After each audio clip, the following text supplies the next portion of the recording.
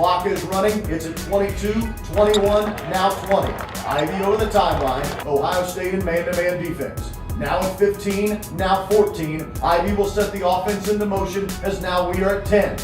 Ivy to the high right wing on the dribble. Step back, deep three. Oh my goodness! Triple time! Jaden Ivy! Purdue has the lead! Travion dribbles to the left elbow, picks it up and hands the basketball to Brandon Newman, who goes between the leg dribble. Step back, looked at a three, decides against it. And now to a back-cutting Sasha Stefanovic. He lays it inside to Travion Williams, who puts it into the basket. What a beautiful cross-key feed from Stefanovic. Road games have been done from actually here on campus, where we set up kind of a makeshift studio and we have to broadcast the games on looking at a television monitor. Essentially, that's what we're doing, is calling the game from watching it on a television monitor. So Brandon Newman had Miles Johnson dragged out on the switch, picked up his dribble, but was able to find a cutting Stefanovic backdoor, and then Sasha dropped it out to Travion for the layup. Doing the road games, the other games we've had to do remotely, it's been difficult.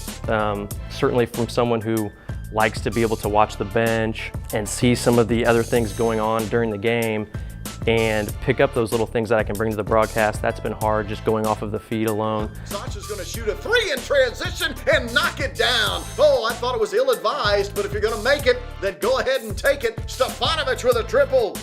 Of all the guys Coach Painter would probably allow that shot to happen, it's your guy shooting 50% from three. Sasha Stefanovic, huge shot in transition. well, the biggest challenge has been you don't really know what you're going to get from the home venue, right? Some of the different feeds have been better than others, so that part taking some getting used to. There was one feed we had recently where Rob, he couldn't see anywhere on the feed the shot clock, and so he was having to kind of guesstimate how late in the clock it was getting at times per possessions. You know, we've had a couple games this year where the home venue has only provided basically what's the equivalent of a Zoom shot or a Zoom call of the action as it just goes up and down the floor, almost as someone holding their own cell phone, right, and shooting a Zoom. And unfortunately, when you do that, right, the clarity isn't great. Yeah, because I don't think you could see it, but I'm pretty sure Travion tipped in Eric's layup. Okay. Because our television monitor we use it's great. I mean, it has a great high-resolution screen, and so we can really see some things if that's the type of shot that's being sent to us. Again, if we're getting something that basically equates to someone trying to film the game on their cell phone and then sending us the video to call the game off of that, it gets a little more difficult. We are broadcasting from West Lafayette, watching this game on a television monitor, which at times means I don't see everything quite as clearly as I wish I had. I bring that up because earlier I had given credit to a basket on a driving right-handed layup for Eric Hunter Jr. And quite frankly, you know, I can complain all I want about the difficulty of broadcasting this year from here at Purdue University when the team is on the road. But the fact of the matter is, the guy that has the toughest job by far, is Wes Scott.